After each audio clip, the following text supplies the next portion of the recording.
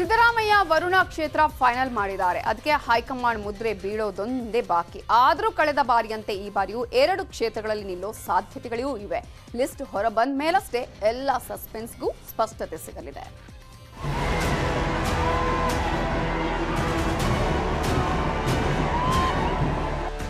ಕೋಲಾರದಿಂದ Siddaramaiah ಸ್ಪರ್ಧಿಸಲ್ಲ, Varuna ಕ್ಷೇತ್ರದಿಂದಲೇ final ಮಾಡಿ ಅಂತ ಸಿದ್ದರಾಮಯ್ಯ ಹೈಕಮಾಂಡ್ಗೆ ಅಧಿಕೃತವಾಗಿ ಅರ್ಜಿ ಹಾಕಿದ್ದಾರೆ. ಇದನ್ನ ಖಚಿತಪಡಿಸಿದ್ದೇ ಸಿದ್ದರಾಮಯ್ಯ. ಬಹಳ ಕಡೆ ಕೇಳ್ತಾ ಇದ್ದಾರೆ, ಒಂದು 25 ಕಾನ್ಸ್ಟಿಟ್ಯೂನ್ಸಿಗಳಲ್ಲಿ ಕೇಳ್ತಾ ಇದ್ದಾರೆ. 25 ಕಾನ್ಸ್ಟಿಟ್ಯೂನ್ಸಿಗೂ ನಿಂತ್ಕೊಳ್ಳೋಕ್ಕಾಗಲ್ಲ, ಗೊತ್ತಾಯ್ತಾ?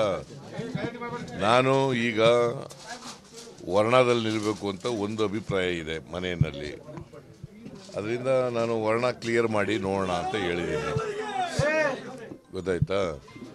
ಸೊ ಮರಣದಲ್ಲಿ ಇನ್ನೂ ಒಂದು ಕ್ಷೇತ್ರದಲ್ಲಿ ನಿಂತ್ಕೋಬೇಕು ಅಂತ ಹೇಳ್ತಾ ಇದ್ದಾರೆ ನಮ್ಮ ಮನೆಯಲ್ಲಿ. ನೋಡೋಣ, ಇನ್ನೂ ಯೋಚನೆ ಮಾಡಿಲ್ಲ.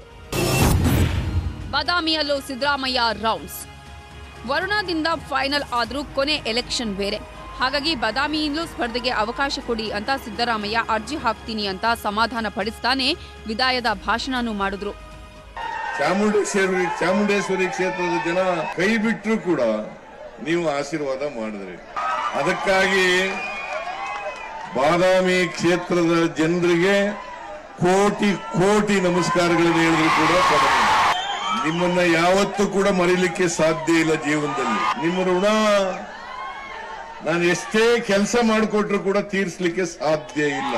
ಬಾದಾಮಿ ಕ್ಷೇತ್ರದ ಜನ ಯಾವಾಗಲೂ ನನ್ನ ಮನದಲ್ಲಿರ್ತಾರೆ ಅಂತಕ್ಕಂಥ ಮಾತುಗಳನ್ನು. ಬಾದಾಮಿ ಕ್ಷೇತ್ರಕ್ಕೆ ಬಂದಿದ್ದ ಸಿದ್ದರಾಮಯ್ಯಗೆ ಹಿಂದೆಂದೂ ಸಿಗದ ಅದ್ಧೂರಿ ಸ್ವಾಗತ ಸಿಕ್ತು.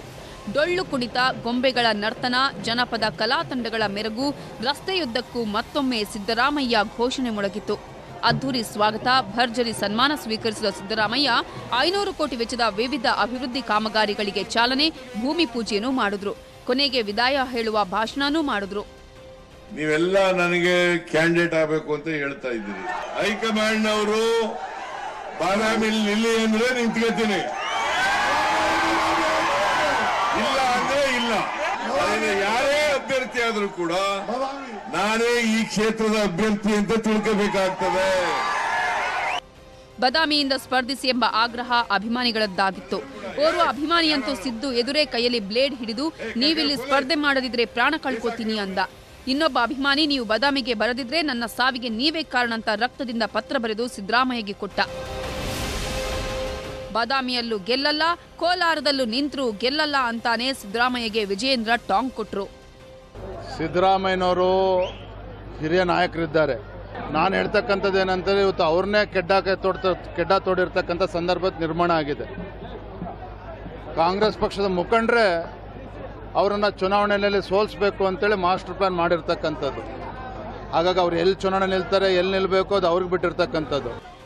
ವರುಣದಿಂದ ಸ್ಪರ್ಧೆಗೆ ಸಿದ್ದರಾಮಯ್ಯ ರೆಡಿ ಆಗ್ತಿದ್ದಾರೆ. ಇದರ ಮಧ್ಯೆ ಬಾದಾಮಿಯಲ್ಲೂ ಇವತ್ತು ಟೂರ್ ಮಾಡಿ ವಿದಾಯ ಹೇಳಿ ಬಂದಿದ್ದಾರೆ. ಆದರೂ ಟಿಕೆಟ್ ಘೋಷಣೆ ಆಗೋವರೆಗೆ ಸಿದ್ದರಾಮಯ್ಯ ಕ್ಷೇತ್ರ ಯಾವುದು ಅನ್ನೋದು ಬೆಂಬಲಿಗರ ಚಿಂತೆ.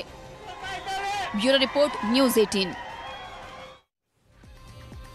ನಾಳೆ ಪ್ರಧಾನಿ ನರೇಂದ್ರ ಮೋದಿ ಮತ್ತೆ ಬೆಂಗಳೂರಿಗೆ ಆಗಮಿಸಲಿದ್ದು ವೈಟ್ಫೀಲ್ಡ್ ಹಾಗೂ ಕೆಆರ್ಪುರ ನಡುವಿನ ಮೆಟ್ರೋ ರೈಲು ಸಂಚಾರಕ್ಕೆ ಚಾಲನೆ ನೀಡಲಿದ್ದಾರೆ. ಹೀಗಾಗಿ ಬೆಳಗ್ಗೆ 11 ಗಂಟೆಯಿಂದ ಮಧ್ಯಾಹ್ನ 2:30ರವರೆಗೆ ಸಾರ್ವಜನಿಕ ವಾಹನಗಳ ಸಂಚಾರಕ್ಕೆ ನಿರ್ಬಂಧ ಹೇರಲಾಗಿದೆ. ದಾವಣಗೆರೆಯಲ್ಲೂ ಸಹ ಮೋದಿ ಮಹಾ ಸಂಗಮ ಸಮಾವೇಶ ನಡೆಯಲಿದ್ದು 400 ಎಕರೆ ಜಾಗದಲ್ಲಿ ವೇದಿಕೆ ಸಿದ್ಧವಾಗ್ತಿದೆ.